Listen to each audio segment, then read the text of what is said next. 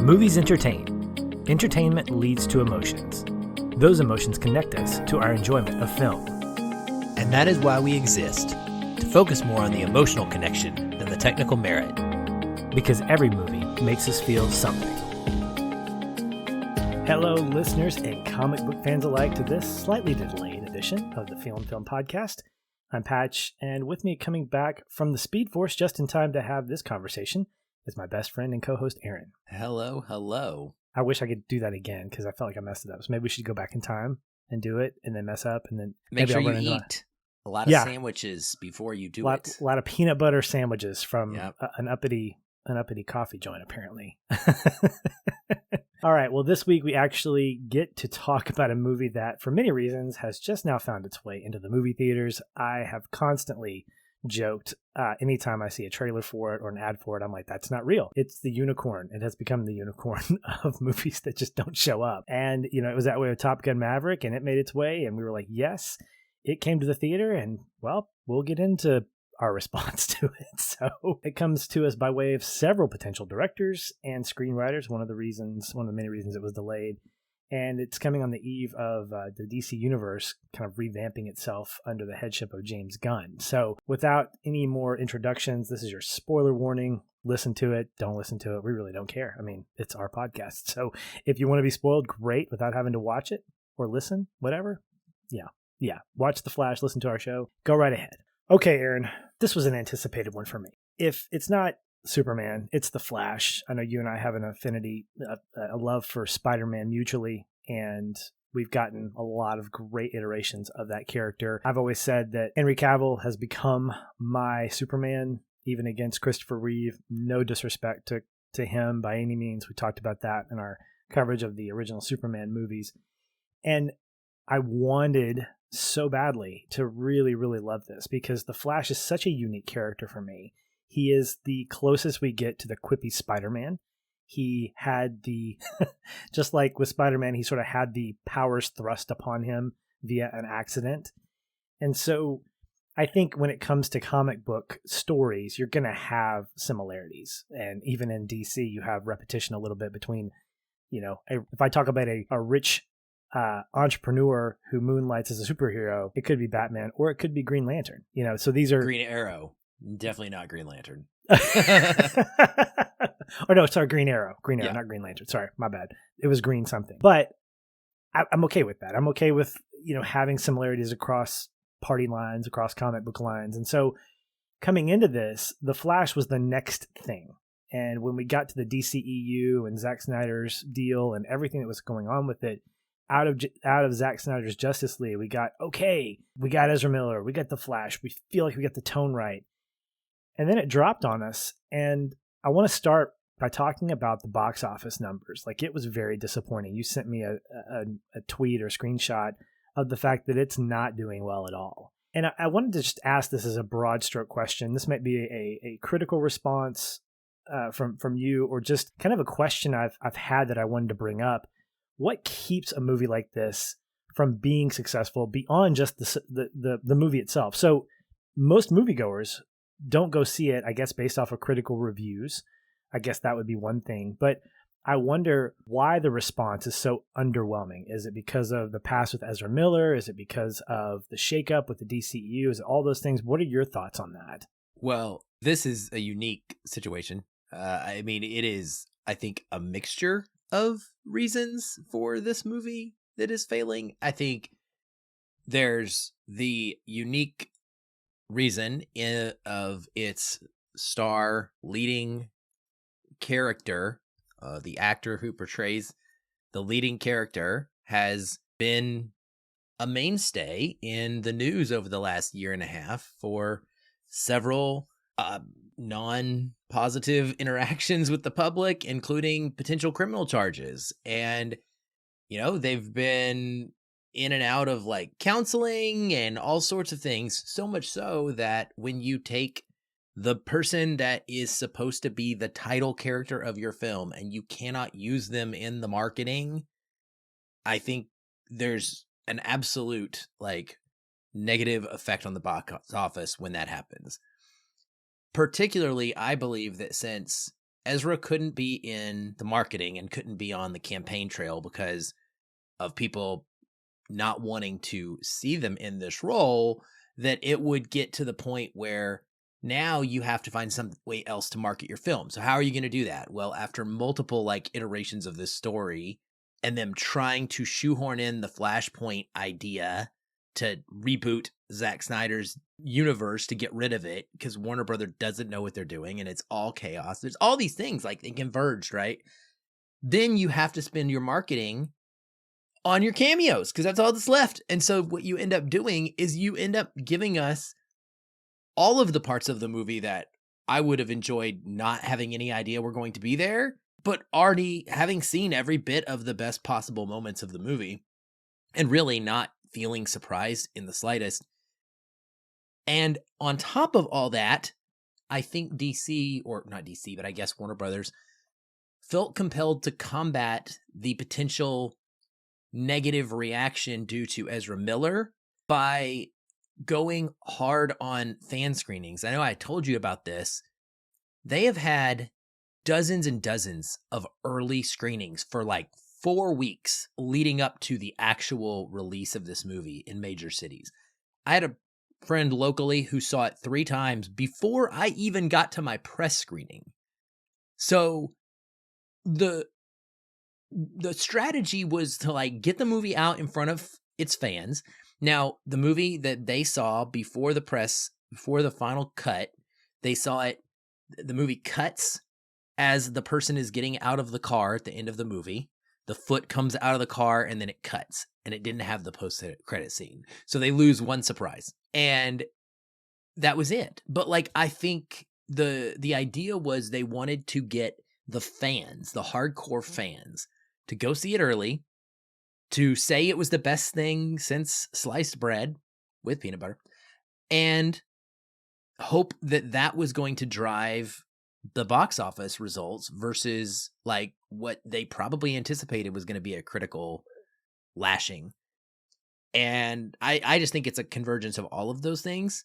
So I think that the people that saw it early, not enough of them loved it enough that they wanted to rush back to see this final one scene. So you cut off a big part of your box office. Now, I don't know how many that would be. I mean, it's got to be several millions of tickets, but I don't know that it would have made a significant difference. I think it's just cursed, man. Like you've been joking about it for years that it wasn't even going to ever come out and it didn't really exist. It feels to me watching this movie exactly like I would expect when everything about it has been a disaster. You don't take a bunch of rotten ingredients and throw them together and go, all right, it's not a great chance, but it might come out as a masterpiece. Like it's going to be the best recipe ever. And this is a 5-star meal, even though all of our ingredients are rotten. It doesn't work like that. And I felt very much like this was just a product of exactly. I'm not surprised, I should say. Yeah.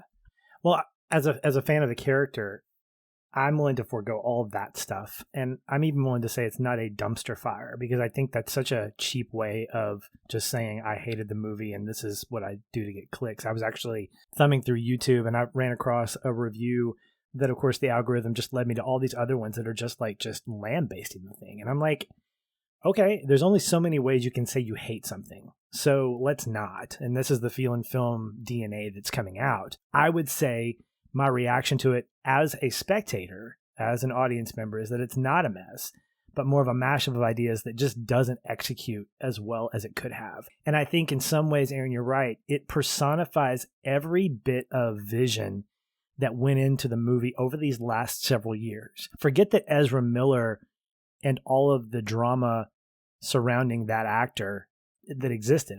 I was willing to just sort of ignore that. It just doesn't work because so many things are happening that are trying to get executed in a way that by the time we get to its finale, I'm asking myself, where are we? I'm going to get to that question later, but I think for me, my frustration comes from the fact that, as you said, all the best parts were sort of shown to us.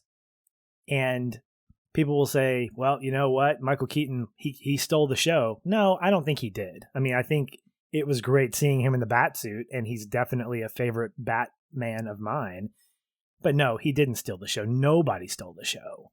I felt like Michael Shannon was a waste because you put all of these impactful characters on screen, and it makes me as a fan go, okay, who's the important one here?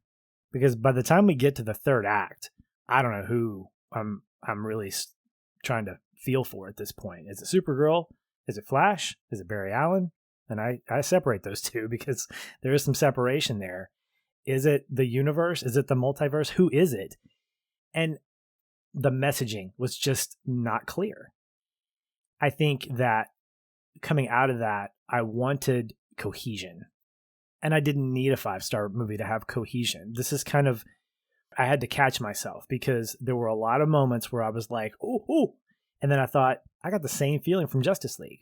Not Zack Snyder's Justice League, but I was like, that was great. And then I had to come down to earth and go, okay, let's look at this in the greater context. Was it really the best way to tell that story?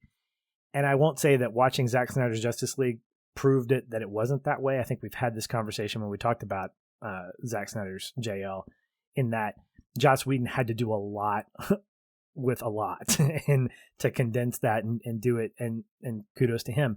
The Flash felt like the same thing, except they had the resources, except they had the money, except they had the vision. They had multiple visions, and they didn't seem to want to decide on one. And therefore, the end result is that we got multiple characters, these subplots that didn't really take us anywhere, and we're left with a sort of question mark at the end. So I think that's kind of how I left. There were sparks. There were moments that gave me like a laugh here and there, or made me kind of fist pump. But I felt like I was being manipulated a little bit in a bad way. Oh, I think so I will say this. All of those like reasons I gave for the box office failure can be summed up in one thing, Patrick. The movie's not a quality movie. It's a mess. And it feels like a mess, and it got reviewed like a mess, and people aren't going to rush out to see a mess. Like I think that's a big part of it. Like the bottom line of it, right? Like there are bad movies that people dislike, like say Morbius and the Venom movies, right? But they're tonally consistent, even if people don't like that tone. And so there are people that do like that tone and that will go see it and champion those movies. The worst thing you can be is either boring or uncertain. I think those are like the two kind of worst things. And you just said it. This is very uncertain with itself.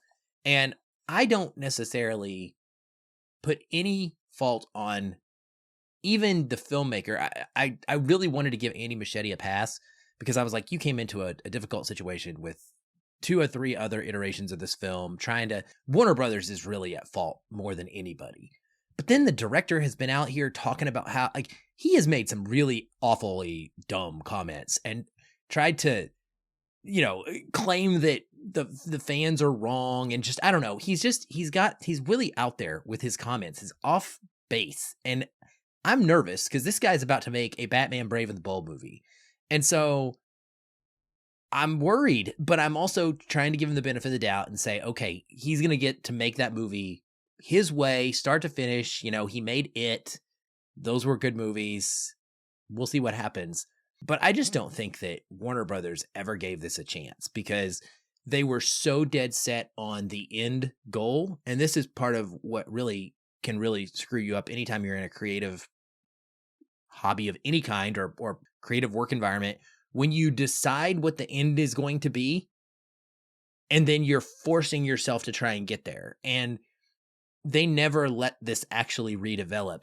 This Flashpoint idea and this bringing back Zod, nobody wanted this. This was not interesting at all. Maybe if Zack Snyder had done it and it stayed consistent in tone with his Justice League and with his entire franchise, and it actually had a Superman component of Henry Cavill, maybe this storyline could have worked. But even, what's his face, Michael Shannon, commented and said when they asked him to do this, he did it, and he was surprised. He's like, yeah, but I'm dead. And they had to explain it to him. That was hilarious. But then he said that he's like, fought in a big desert open space. He's like, this was boring. He's like, there's nothing interesting about my final scene. He was very candid about it. He said comparatively to the scenes that he had, you know, in town in Kansas and then also in Metropolis, the chaos and the craziness, none of that is present. It's just a big wide open desert and some CGI throwing each other around. Yeah. I think that's one of the first challenges that I had going into this, was that it reminded me a lot of Fast 10, going back to something that was so successful. Now, call Man of Steel what you will. For us, it's top notch. A masterpiece? Even though is that masterpiece? It's a masterpiece. It's fantastic. I think it's in the trophy room. Oh, it is. Maybe it is. Okay. Even with my reservations about the long drawn out fight. So it's funny you mentioned that about Shannon's role as Zod in Man of Steel, that I felt like it was really drawn out, but it was thought out too. You know, criticize Zack Snyder all you want about his big scenes. I would take him over Michael Bay, honestly, because his scenes, they're long, but they feel more artistic. This is not a comparison by any means conversation. My point being that when you go back to that, you're doing two things. One, you're saying that movie was quality and we need to tap back into it.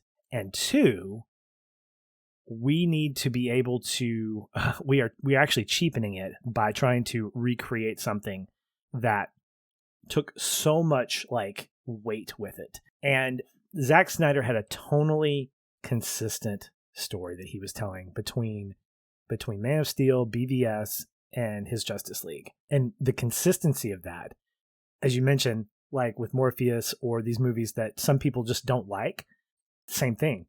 I loved his tone. And I'm not one of these guys championing, bring back the Snyderverse. No, I think his trilogy is good. Let's just leave it like it is. And I say this to Zach because I know you're listening. Stop tweaking it. Don't make it black and white. Don't add junk to it. It's fine. It's good. Leave it alone. We can wish and we can hope that someday we'll get stories from that. But I'm willing to just let it go and let it be its thing because it was good. And I'm willing to forgive Warner Brothers to admit, hey, look, we're not going to try to create this interconnected universe. We want our creators to create and create good stories, just like our comic books. We don't have to have Batman having a conversation with Wonder Woman, who's having a conversation with the Flash, in order to make things feel cohesive. Marvel's doing that, and they're doing great at it, sometimes to a fault, where everything has to feel like it connects. DC, to an extent, the movies that were successful were movies that had nothing to do with anything that came before them. Wonder Woman, Aquaman. And then you had this culmination of what Snyder was doing, independent of these others. And I think that when you get to The Flash, what you're essentially doing is you're sort of giving the middle finger to those movies and saying, okay, we're just going to take the best of this and we're going to move it here and we're going to create it as a plot point. And what you get is a cheap version of Zod that I cared nothing about. And you intercut that with three characters who can't beat him. And that doesn't tell me that he's all powerful. That tells me that you need Kal-El. You need the Man of Steel. Okay? I like Supergirl as much as anybody, but she's no Man of Steel.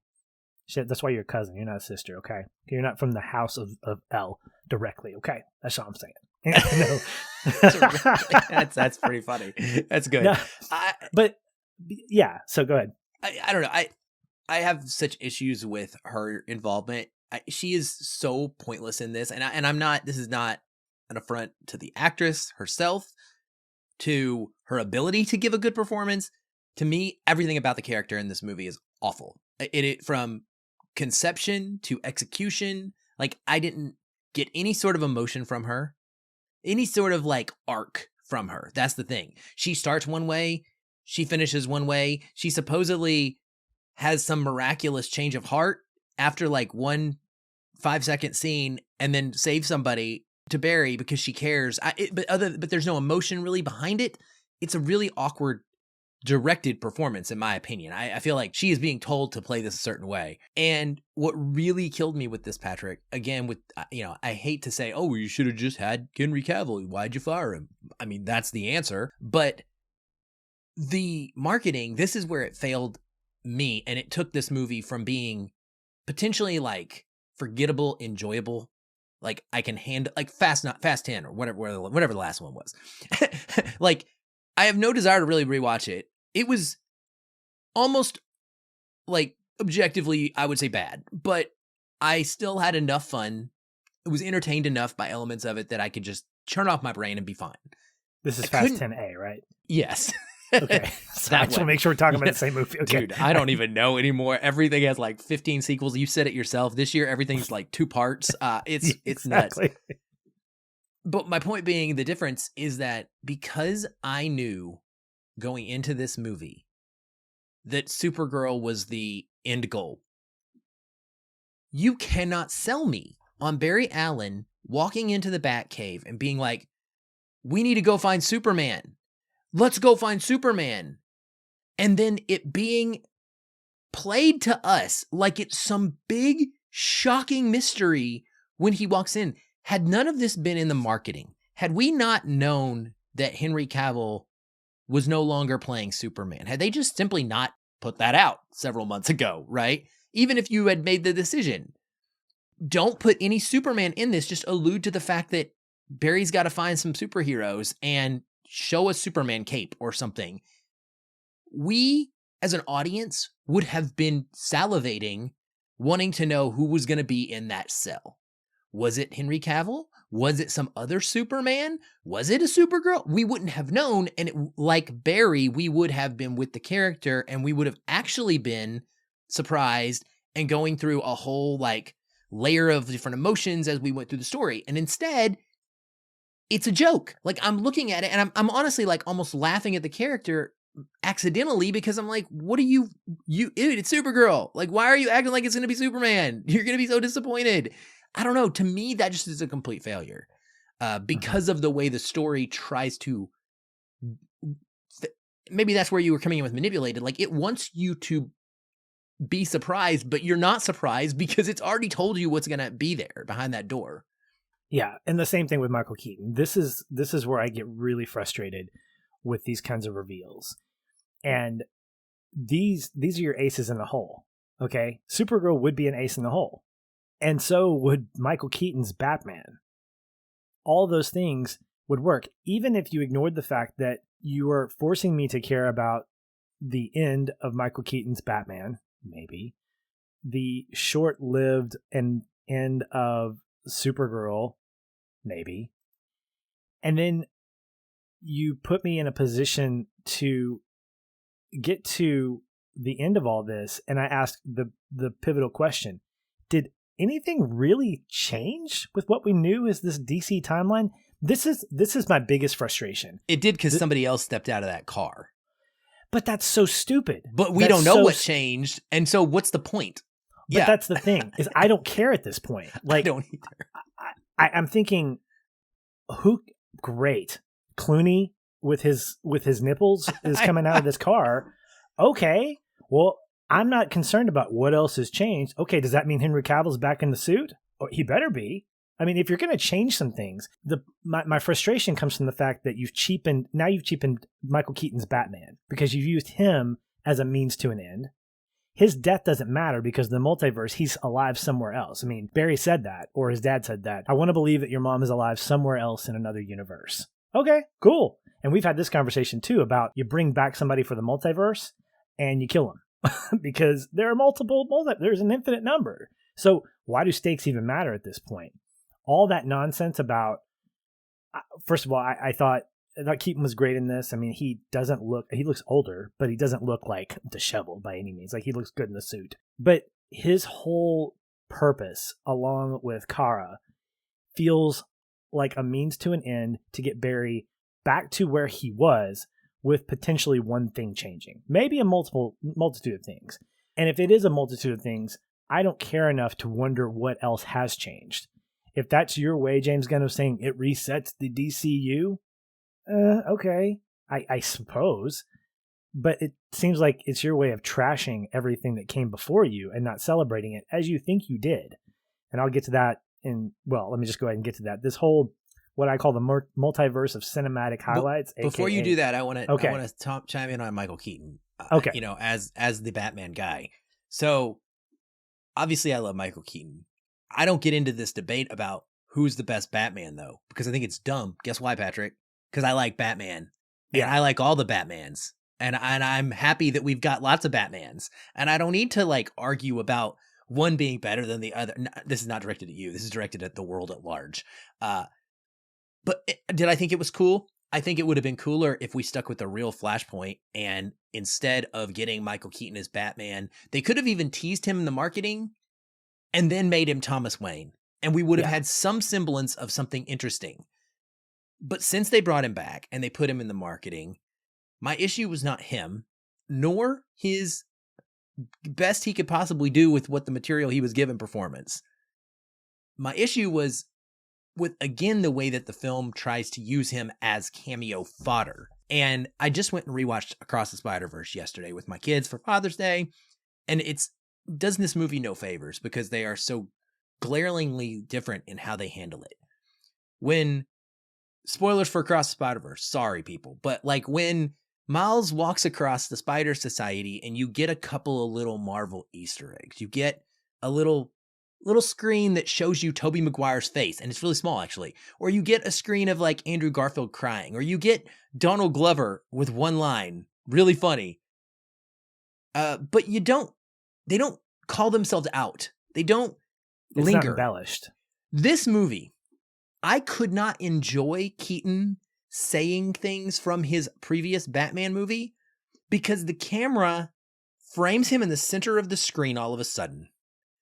And then it slow zooms up to him as he's repeating these famous phrases. And you want to get nuts? And then it pauses and it gets closer and it's like, let's get nuts. And it's him. It's like just him, his face in the center of the frame. And it is so, I guess manipulative is a good word for it, but it is, to me, it's just pointless. Like it's worthless nostalgia. Because what a good cameo is you allude to things, or I don't know, you make a joke about it somehow. Like in a conversation, the word getting nuts comes up and like there's a reference, but you don't nail it on the head. You let the audience, you respect them and you trust that they're going to pick up on this thing, but it didn't do that. Instead, it's like, no, we need you to care about this moment because this is all we got to sell you guys. And I just was offended by that. And I was like, Michael Keaton deserved better if he was going to be in this personally. So yeah, I think that particular line bugged me because it didn't have any weight to what was being talked about. Like, no, it felt out of the line. It's not like Ezra said, let's get nuts. Yeah, he just was out of nowhere. Yeah, like I think if he said, you want to get nuts? And then if Ezra had said, no, I want to go fight the bad guys, like leave it at that. That would have been really funny because that would have been funny. It would have left us going like, okay, yeah. I agree. Exactly. Mix it up a little somehow, but yeah, so the thing about nostalgia, or as we talked about on the show, intertextuality, the ability to, the need to call back to things or to refer back to something previously, it works, and it doesn't feel manipulative when it's so on the nose. As you mentioned, the things in Spider-Verse, just paying a little tribute, little head nod, like, yep, we know about you. What works in Spider-Verse is those things matter to the plot, but they're not front and center. You could have gone through the entire movie of The Flash without Batman because he didn't do anything. To be honest, all he did was explain the multiverse, the Spaghettiverse, which I thought was a really kind of that's one of the highlights for me. I love the way he explained the Spaghettiverse. It was so fantastic. And I did too. People were complaining about it being convoluted, and I was like, this is the least convoluted. I thought it was a really well explained multiverse idea, and it was cute. I thought it was great. Yeah, I was on board with that. So I think that, coupled with what we get near the end of all the universes colliding. So I didn't have necessarily an issue with that. I didn't have an issue seeing all these worlds colliding and starting to converge. I could see that it was sort of a tribute to the history of DC as a movie and TV show property. Cool. I'm even willing to forgive some of the CG stuff, which, look, I've gone on record as saying I don't notice bad CGI necessarily. I'm okay with, quote, bad CGI when it's intentional, and the sort of oversaturated, the looks and whatever of inside the wheel of time or whatever it is. I was okay with that. I thought that was, it's good to be different than regular CG.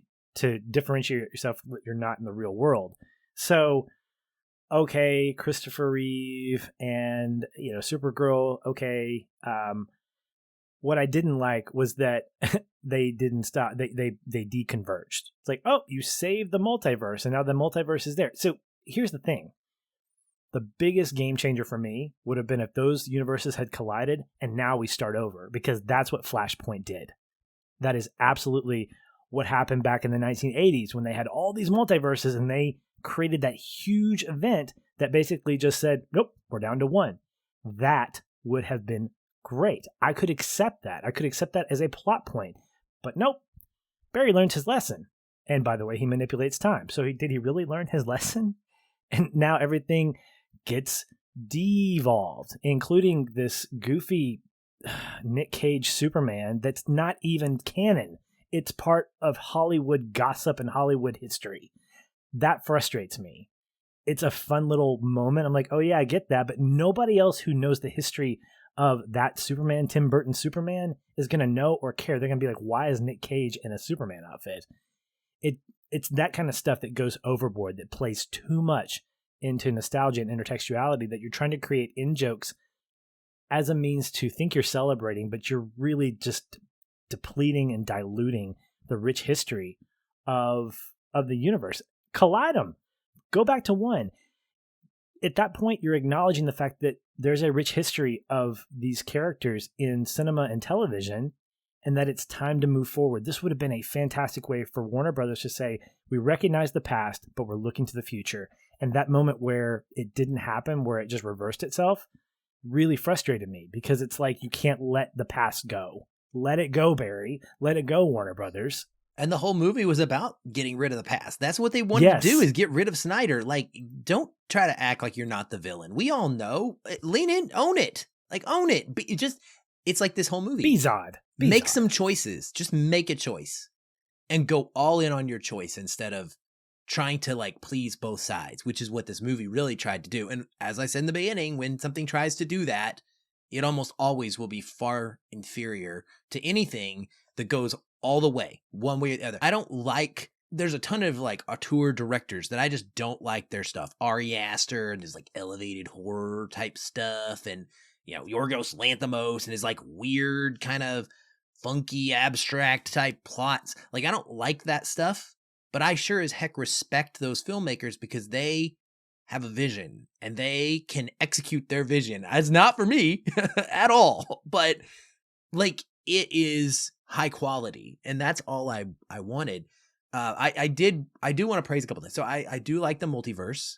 I am thrilled that you did too. I couldn't believe how many people I saw like were complaining about it. I was like, what are you talking about? I thought this was really good. For once, it was just simple and it made sense. Yeah.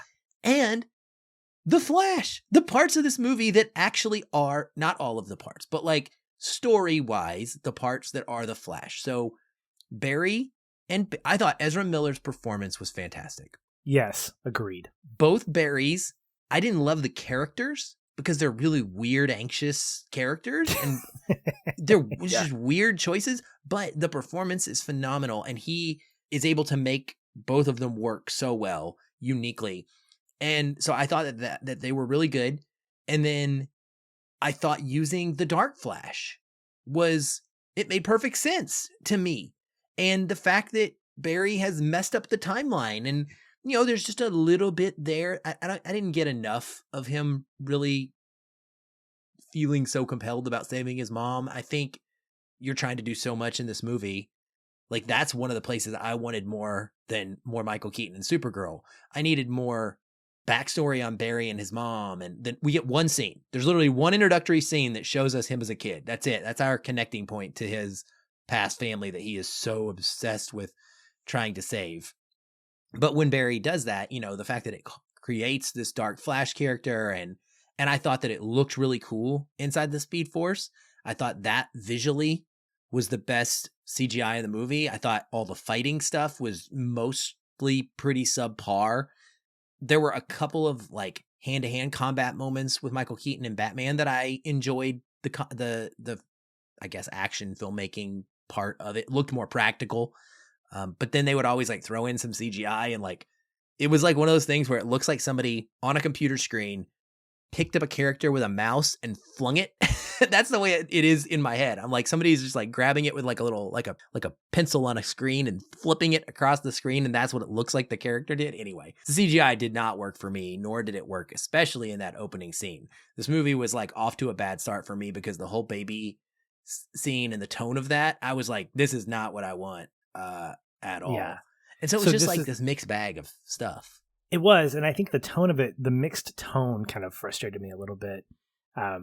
But I'll dog on that for just a second, then I'll talk about some of the stuff I appreciated as well. I wanted it to pick something, so there's ways to be funny in moments of drama, and I felt like we were getting a ha-ha funny moment either right after or right before a dramatic moment, and so I didn't have a chance to really sit in any of that in the moments that made me care deeply about these characters. So I think if you could trim some of the fat, you could take the Iris West subplot away. I don't think there was any need for that. I think you could get rid of, I don't think you can get rid of Batman because there's a great setup with him and Bruce in our universe with Ben Affleck and then that continuation. I thought that was kind of cool that, you know, he's got this relationship with Bruce, and then you have three different versions of Bruce that he has to sort of, he's gotten to know his Bruce, and now he's lost his Bruce and has to get to know this Bruce. And throughout the movie, he's getting to know this Bruce. And then finally he has to get to know the Clooney Bruce, apparently. But I think that you could have gotten rid of Kara, and you do that by not including Zod. So there has to be something, some big event that didn't have to even have been created, or that didn't have to have existed. You didn't have to go back to Man of Steel. You could have created something pretty... Kept it more grounded, left it focused highly on the character trying to save his mom, and let Dark Flash be a reoccurring problem that ultimately comes to be the big fight. Becomes the main antagonist himself. Yes. And then the climax of that is he realizes that it is himself. And the TV show has done this before, which again, giving something more time gives it a chance to breathe a little bit. But I will say this, I absolutely will co-sign the performance of Ezra Miller. When you have two Barrys on the screen, I never felt like one was a CGI version or one was a double or there was a split screen. It never felt to me like it was the same. It felt like they were twins. Like there were two Ezra Millers, Ezra Miller and Ezra Miller's brother, and they were acting back and forth to each other. I agree that some of the weirdness, I would have liked to have seen more maturity from our Barry to create differentiation between the Barry that he meets, not just a cheap haircut change or whatever. They felt a little similar to me, but that's hard to do. I mean, speaking of Michael Keaton, Multiplicity, he does a fantastic job in that movie. And it's difficult. It's absolutely difficult too. Did that pop up in our Voodoo this week? Maybe it did. It just okay. Barry Allen. That's some Father's Day money. Run backwards. Three movies for 15, and you told me about one, and I went in and I was like, "There's a whole bunch of other movies here that were not the one you." I bought three more. One of them is like 5% on Rotten Tomatoes. I'd never heard of it. I was like, this is very Patrick. It's me. It's me. Yeah, it's definitely me. Yeah. Our Voodoo library is very much like this movie, a mixed bag of stuff. I also, because I love Back to the Future, I love the whole dialogue with Barry and Barry's roommates about, wait a minute. Okay, we're talking about Back to the Future here. Yeah, oh man, Eric Stoltz was fantastic. What a great callback to, I mean, as someone who's dogging on the whole thing with Nick Cage, I love that they called back to the fact that in this universe, Eric Stoltz actually kept the role of Marty McFly. He didn't get kicked off in favor of that. Was really funny. It was really great. And then they're like, oh, you mean that guy? He's talking about Michael J. Oh, you mean that guy in Footloose? No. The tattoo is what really sold it. Like, and it kept going. And I was like, wait a minute. Did Kevin Bacon, was he Maverick in Top Gun? Because it just kept going and going and going. And I love that stuff because it was not only just funny, but it played into what Bruce was saying about the multiverse, that it almost expanded on the Back to the Future 2 explanation of you go back to the past and you skew it and it creates a new future. But I love this explanation that it actually creates these diverging futures and pasts. And so you have these like connecting points. That was cool that there were these moments, because I think the same thing happens in Spider-Verse. There are these like signposts. I forget what they called them, but there are these events that you cannot change that have to happen. And in this, it's sort of a variation of that in every timeline, the same thing happens. And I think that was sort of explained and fleshed out in a way near the end of the movie where it was like, you can't change this. You can't change. In every timeline, these things are going to happen. And I think that those things were executed well for themselves. I just wanted more of that. And I think you're right, Aaron. You could have stayed so grounded at a neighborhood type level. You didn't have to go back to something that didn't need to be going back to and introduce characters that were already dead. You could stay with Barry. You could stay with Future Flash or Dark Flash or whatever we're calling him. And you could have explored more of this. So I thought, those are kind of missed opportunities for me. Yeah. I mean, I 100% agree. I just think that the real interactions between the two Barrys I don't even know how to distinguish them, but like loser kid Barry, whatever. Young Barry and old Barry. It's younger Barry that doesn't do his own laundry. Right. That Barry, this guy was annoying me, man. I was like really concerned about this character. But that interplay of like him trying to understand what this power that he is going to be able to have and what the potential of it is and not wanting to give it up. Like that was a very fascinating thing to play with and makes a lot of sense, right? I also noted that old Barry loses his autistic nature when he goes in the past completely, is not there at all. Like he no longer has the anxiety like about him. He's been widely said to potentially be like representing someone on the spectrum. So I'm not like trying to make that, it's not saying that as a negative, but those are definitely the traits that he puts forward when you see him like at the beginning of the movie. He can't talk, stumbles and stutters all the time, and he is just very anxious all the time and socially awkward. Those qualities are gone. And I tried to figure out if it was, at first I thought maybe it was a plot hole or just a poor like choice, but I think the Speed Force, it's when he loses the Speed Force. And so when he doesn't have it, he doesn't have those traits, which I think makes sense because the reason he is the way he is, it's a manifestation of the fact what this is doing to him, both not just physically with his body and having to eat all the time, but like mentally. Everything is sped up. And I think that may have been the purpose of it. So yeah. I mentioned that because I think I called it out as a negative on our FF Plus when I did my review, and I just have thought about it some, and I wanted to kind of correct myself. Yeah, I didn't see the spectrum, but I do get that when you're sort of electrified like that, when you have that much energy going in you all the time, and when you have that much pressure to be the janitor of the Justice League, you tend to just... Line. It's a great line, yeah. I think that this has been done a couple of times in Superman's storyline, both in Smallville and I think Superman 2, where his powers are gone. And there's a small exploration of, okay, what does this look like when he doesn't have his powers? Can he function as a human being for an episode or for 40 minutes of a movie? And I think that if that was done intentionally, that would have been something really worth exploring too, is to sort of get this understanding of Barry's relationship with the Speed Force, Barry's relationship with his power. Because we get an established Barry at the beginning where he's, for the most part, comfortable with what he does. He's comfortable with being able to phase. He's comfortable with being able to run up walls, all the stuff that we know the Flash can do.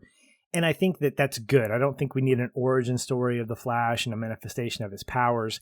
It would have been neat to be able to, again, removing some of the other characters and keeping this a neighborhood-based story, that when he loses his powers, the culmination of that comes from the Speed Force. Like the Speed Force gives his powers back at some point through all this other stuff. So like young Barry drags him through the Speed Force and somehow they collide or something happens in the Speed Force and that sort of rotunda of time that he is able to get his powers back, and that becomes something significant where at that point then he chooses to not save his mom. So I think those types of things, as you mentioned before, the end result was, I think, what Warner Brothers was trying to get to, and they didn't take a lot of care in getting to that point with the story itself. And that kind of brings me to like the last question I have, which is kind of, where do we go from here? So this movie seems, I think James Gunn has sort of described it as sort of these are my words, a bridge movie from the old DCEU to the Gunverse. I don't know what we're going to call this. I don't feel like it landed that plane very well. I mean, I do feel like we have the Flash, but that's all we have. I don't see Clooney coming back as Batman by any means. I don't want Clooney to come back as Batman, to be honest, because like you, I love all my Supermen. I love, George Reeves. I love Christopher Reeve. I love Henry Cavill more than anything else. But anyway, I digress. And I'll love the future Superman, whoever that is, and the TV iterations as well. But I don't feel like this was a way to get us there. I felt like this was a way to sort of put the stamp on saying, put that fire out that was the Snyderverse.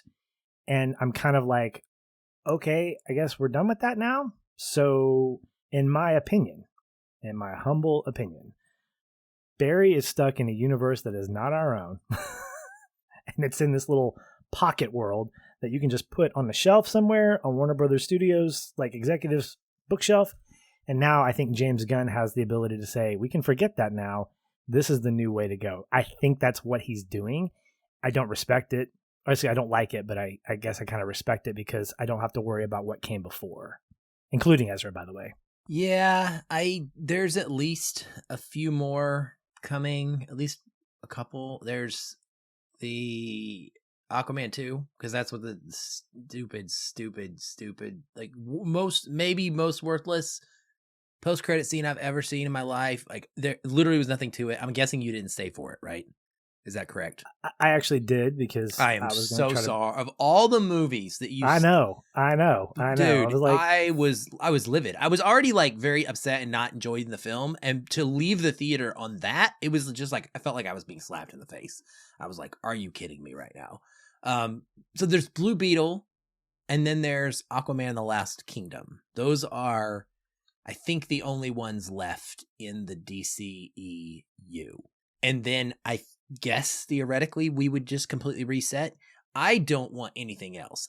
Aquaman and the Lost Kingdom, you know how much I love Aquaman. It is like a perfect movie to me, but screen tests have not been good for the Lost Kingdom. And it also has been through heck with casting issues, losing one of its actresses to a court battle and like all this nonsense. So Blue Beetle looks fine. It looks fun, but looks kind of cartoony to me. So I hope that this is it. I hope that we just ride these two out and then they just I hope it's a complete reset. And they do it the right way, which is not trying to connect anything to anything. Just a good old young Superman movie with Crypto, and then do some other character stuff. And ultimately, if you want to bring them together, don't even talk about it. Don't talk about it gonna happen down the road. Just don't talk. And they can't help themselves, so that won't happen because that's not how marketing works. They want to try and sell things. But that's the best way to do it, is to not talk about it. Just to start putting out some movies, make sure they're all good, and then tie them together later, like Marvel did when it worked. But, we're going to get like 3 or 4 different iterations of Batman all at the same time, which, whatever, I'm fine. I would rather just do that. Give me a bunch of solo little series of 1, 2, 3 movies each, rather than try to put everything into one big universe, because Warner Brothers, David Zaslav, or the people in charge, have made it very clear that's not going to be possible. So, like you, I just hope it's over.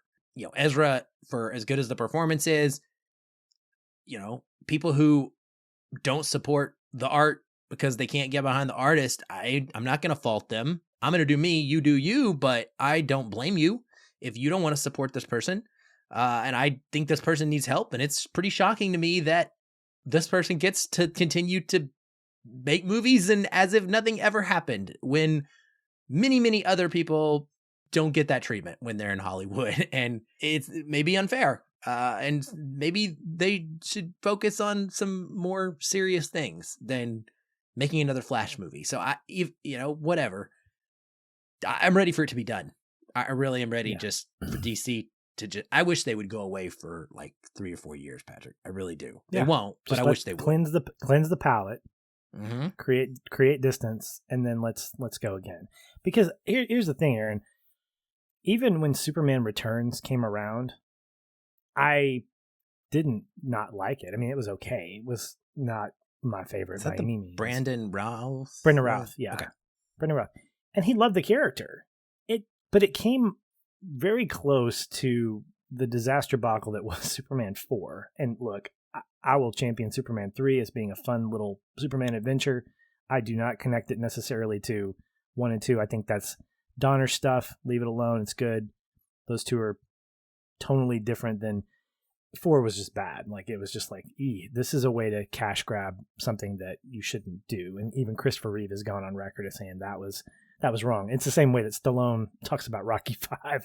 Like, there's a point where you're making the movie to try to get cash back, and you don't need to do that, especially for beloved characters like Rocky or Super. And so when Superman Returns rolls around, it's that same thing. It was too close to previous iterations. So I agree. Take a couple of years off, do stuff in development, but kind of keep it under wraps, and then release it, 2026, 2027, because people are forgiving and people want to watch new content. And as we're seeing, IPs will never die. At least people will flock to the theaters to see part 2 or part 7 or part 10 of something that's been established over something that, in our opinion, probably has a better story and has more emotional weight to it. And that's fine. Love what you love. Be unapologetic about it. I just want good storytelling. And if you're not going to give that to me because you just feel like you have to continuously pump out something, what we get is the Flash. And so I'm like, let's go. Okay, we're done. I'm good with accepting that. Let's move on, James. What do you have for us next? I'll wait a couple of years to find out. Perfectly said. Agree. Yeah. All right. Well, that's going to do it for this conversation. Hope you enjoyed it. We enjoyed it, even despite our differences on the Flash and our misgivings or whatever. Coming up next week, we have 2 options that we're still mulling over. We've got Elemental or Asteroid City. One of those 2 will be covered potentially, unless we change our minds and something else will get covered. But I'm pretty sure between the 2, we'll have a good conversation. Be looking for that next week. Thanks for listening, Aaron. Thanks for a great conversation. We'll talk soon. Hey everyone, thanks again for listening. If you enjoy the show, we'd love to hear from you. You can leave us a review on iTunes or wherever you're listening. These help increase visibility for the show and grow our community of listeners like you. We also invite you to connect with us further by joining our ever-growing Facebook discussion group. A link to that is in the show notes, or you can just search on Facebook and find us that way. If you'd like to continue the conversation with me, you can follow the show on Twitter @Feelin Film, or connect with me in the Facebook group. I'm very active in both places and would love to chat. And if you want to connect with me, you can find me at Shoeless Patch on both Facebook and Twitter. Be sure to tag me in any comments so that I'll be notified and not miss you. Once again, thank you for listening. We'll be back soon. Until then, stay positive. And keep feeling film.